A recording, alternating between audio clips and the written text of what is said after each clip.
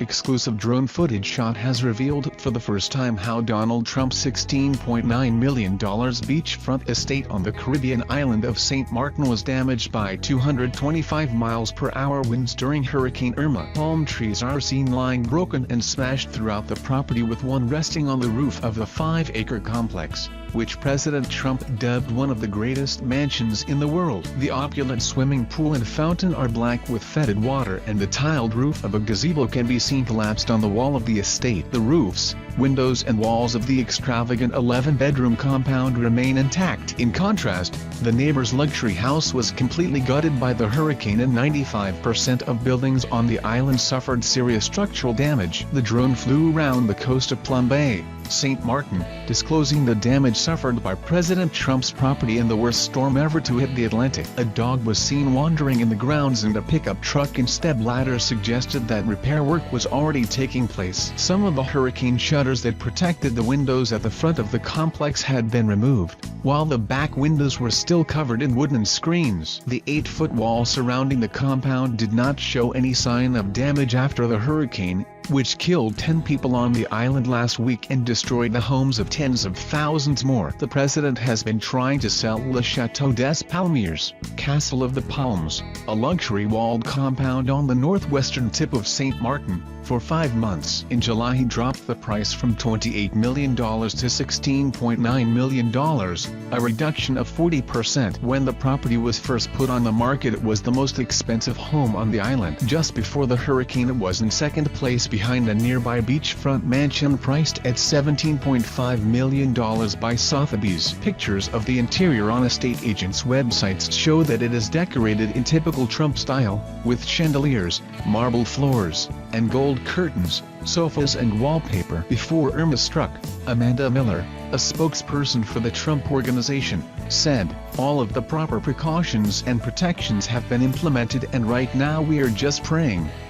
The president purchased the chateau in 2013 and is thought to have paid up to $19.7 million for the complex. He owns it through one of his many limited liability companies, which have been run by his son and senior staff since he was elected American leader. Before the hurricane, vacation of a lifetime packages at the property started at $6,000 per night and rose as much as $20,000 per night during the Christmas high season. The fee includes a daily maid service, as well as a chef, a one-hole golf course and accommodation for up to 20 people. Between January and April last year, the asset earned $1 million for Trump, he declared in official filings. The property has 9 main guest bedrooms across 2 villas, as well as a 2-bedroom manager's area. The master villa has from a 2-story bedroom featuring a jacuzzi and 2 balconies. The smaller villa boasts a number of themed rooms, including a jungle room. There is also a fitness center, tennis court and accommodation for staff on site. But the damage done to the presidential complex is minimal by comparison to properties on other parts of the island,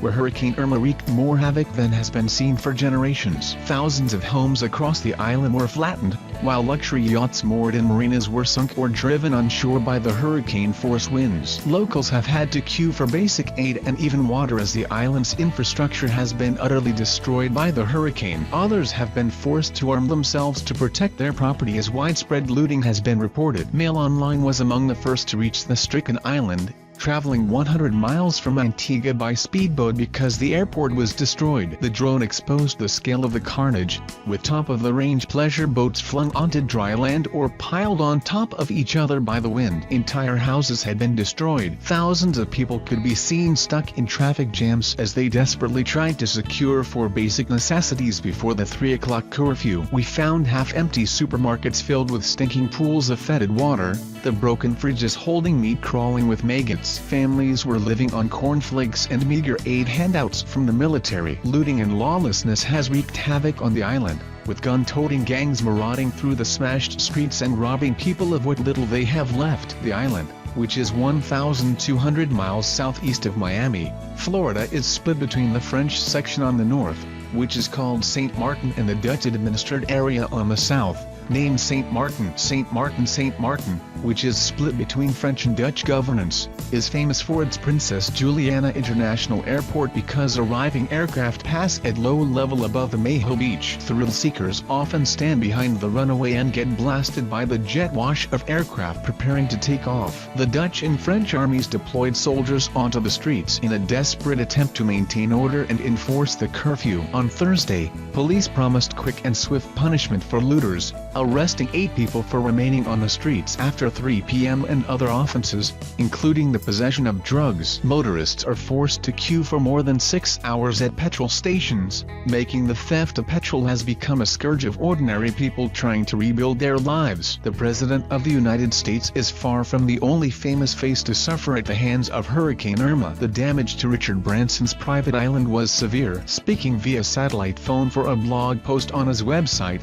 the Virgin magnate said the property was completely and utterly devastated, with trees and buildings swept away. The British airline boss himself survived by hiding in his wine cellar with his family and staff and is now at the UN in New York, where he flew to campaign for action on climate change. Johnny Depp's private island, Little Halls Pond Cay, in the Bahamas, which he purchased for $3.6 million in 2004, is also understood to have been damaged by the storm. Beverly Hills Cop star Eddie Murphy also owns an island in the Bahamas called Rooster Cay, which likewise lay in the path of the hurricane, while Bruce Willis and Keith Richards own properties on Parrot Cay and Turks and Caicos, which were hit by Irma. Celebrity Hans St. Bart's was hit by the hurricane, affecting a string of luxury properties including one belonging to the Duchess of Cambridge's sisters Pippa's Middleton in-laws. Meanwhile, Roman Abramovich's mansion on St. Bartholomew is understood to have endured the full fury of the deadly hurricane. The property appearing in the real world,